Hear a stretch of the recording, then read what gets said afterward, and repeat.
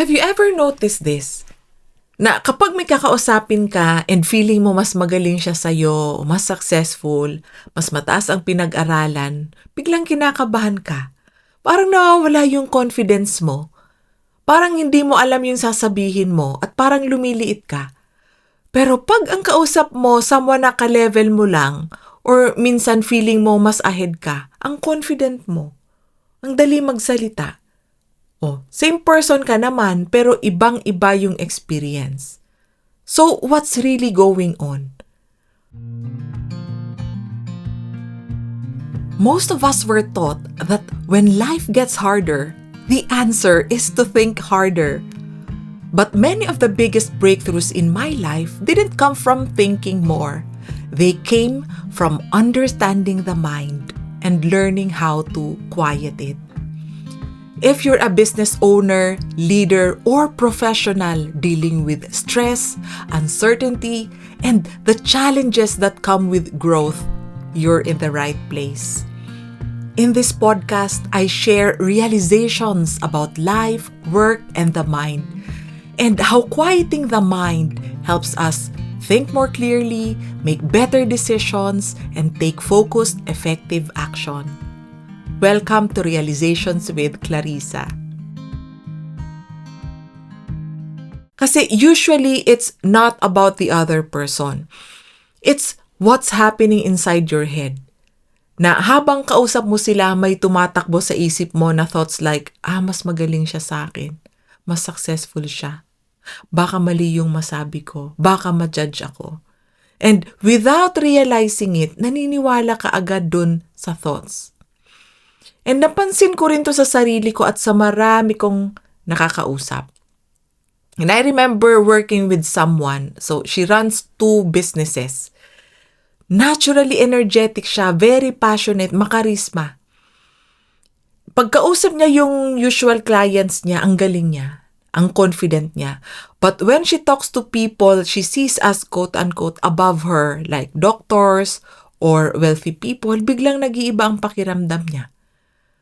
Sabi niya, sobrang ninenervyos siya at parang hindi niya mahanap yung words niya.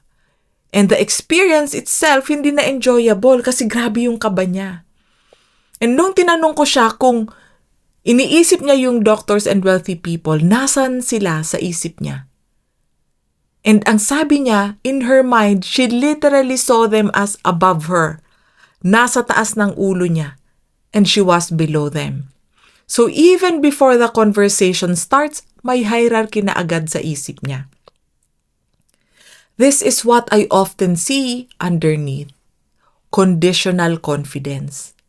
Yung ina-attach mo yung confidence mo sa conditions. Like sa income, success, credentials, sa galing magsalita, sa itsura, and so on. So parang sinasabi mo sa sarili mo, I'll be confident kapag ganito na ako. I'll be confident kapag ready na ako. I'll be confident kapag wala nang mali. But here's the trap. If your confidence is mostly based on conditions, it can feel unstable.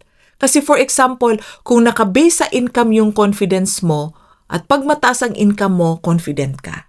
Pero pag bumaba income mo, biglang nawawala yung tiwala mo sa sarili mo. At down ka ulit.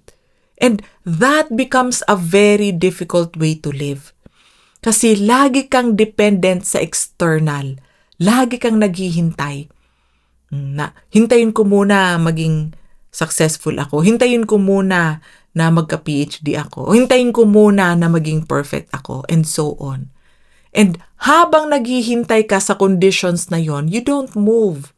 You don't show up. You don't take action. Now, here's another thing that's happening. Because your confidence is based on conditions, you automatically start comparing based on those conditions.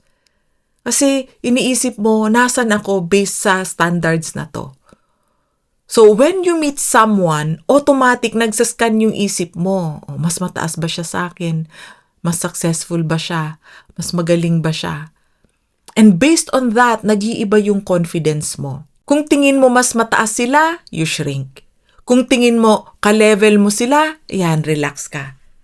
O kung tingin mo mas ahead ka, you feel good. Oh, so your confidence becomes unstable. Nagbabago-bago siya depende sa kaharap mo. Hindi na siya galing sa'yo, kundi galing na siya sa comparison, which came from the conditions you set. Now, here's the deepest layer underneath all of this. Yung conditions, yung comparison, in many cases, they are influenced by something deeper na usually hindi tayo aware, and that's a noisy mind. Yung isip na laging may sinasabi, laging may opinion, laging may judgment na, oy, kulang ka pa, oy, di ka pa ready, oy, kailangan mo pa ng ganito, uy, mas magaling siya. And because it sounds convincing, you take it as truth. At lahat tayo na-experience yan. Now, going back to that person I mentioned earlier, after our coaching session, nagbago yung pakiramdam niya. Parang may na-lift sa dibdib niya. Mas lighter yung pakiramdam niya. And more importantly, napansin niya, wala na sa taas ng ulo niya yung mga doktor at wealthy people sa isip niya. So, when she started talking again to these people, bumalik na yung natural niyang energy, yung enthusiasm, yung passion niya. Nagbago din yung experience niya, mas relax na siya. She could express herself freely. At mas na-enjoy niya na yung conversations. At napansin niya na yung mga dating kinakatakutan niyang kausapin, they actually enjoyed talking to her. So wala namang nagbago sa external. Same people pa din, same environment. But what changed was how she was seeing them and how she was seeing herself. And this is something I also see in my own experience. Nawawala lang yung confidence ko kapag pinapaniwalaan ko yung thoughts about why I'm not good enough yet. Pero kung tahimik naman yung isip ko, okay naman ako. I feel good about myself. So it's not that confidence is missing. It's just being covered by what the mind keeps saying. Look at kids, wala naman silang credentials, wala naman silang achievements, pero ang confident nila. Why? Kasi hindi pa masyadong maingay ang isip nila. Tapos ako dati, I used to do a lot of affirmations na I'm good enough, I'm capable, I'm worthy, paulit-ulit. Minsan inaabot ako 15 minutes affirmations pa lang. But then I realized, kung kailangan kong ulit-ulitin everyday, it means hindi pa ako convinced. Kasi if you know something is true, you don't need to convince yourself. If may hawak kang apple, hindi mo naman sinasabi na apple to, apple to, apple to. Alam mo na apple yan. So, instead of trying to build confidence, I focused on something simpler. I just stopped engaging with the thoughts that were taking away my confidence. I just need to get out of my head and clear my mind. So, nung ginawa ko yan, bumalik agad yung confidence ko naturally, hindi pilit. So now, consistently, ito yung napapansin ko. When I'm not thinking badly about myself, I naturally feel good about myself. Okay nga ang confidence ko. So, instead of spending so much time on affirmations, I just ask, okay, ano yung kailangan kong gawin ngayon? And I do it. And here's something very important. A lot of people wait to feel confident first before they take action. So, they delay. They procrastinate, they stay stuck, at maraming beses ko yan na-experience before. But then what I learned is this: confidence doesn't come first. Action comes first.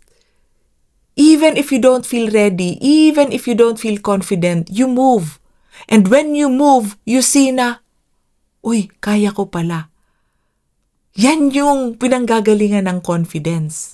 After you take action. So instead of, I need confidence before I act, it becomes, I act even when I don't feel confident. So, let me ask you, what conditions have you set before you allow yourself to feel confident? And how is that leading you to compare yourself with others? At ano yung pakiramdam na laging nagko-compare based on those conditions?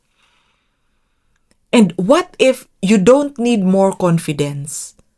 What if you just need to stop creating conditions for your confidence? And what if you just need to stop thinking badly about yourself?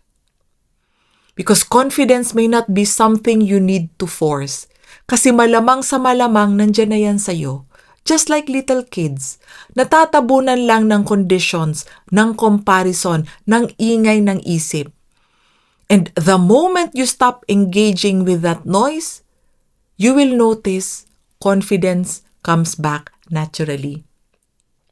And if you want to go deeper into this, especially if you notice that kahit naiintindihan mo na to, kahit alam mo naman kung bakit kailangan mong maging confident, but it still keeps showing up yung self-doubt, yung comparison, yung hesitation, procrastination, then it may not be something you can think your way out of. You can book a coaching consultation. Then we will explore what's really happening underneath, why these patterns keep repeating, and what kind of support might help you to move through it. So instead of trying to fix it on the surface, you can start resolving it at the level where it's actually coming from. Kung nakaka-relate ka sa episode na to, follow or subscribe to the podcast so you don't miss future episodes. And if you know someone who might find this helpful, feel free to share it with them. And thank you for spending this time with me. I'll see you in the next episode of Realizations with Clarissa. And keep building your mental fitness. Because a stronger mind helps us live better and work better.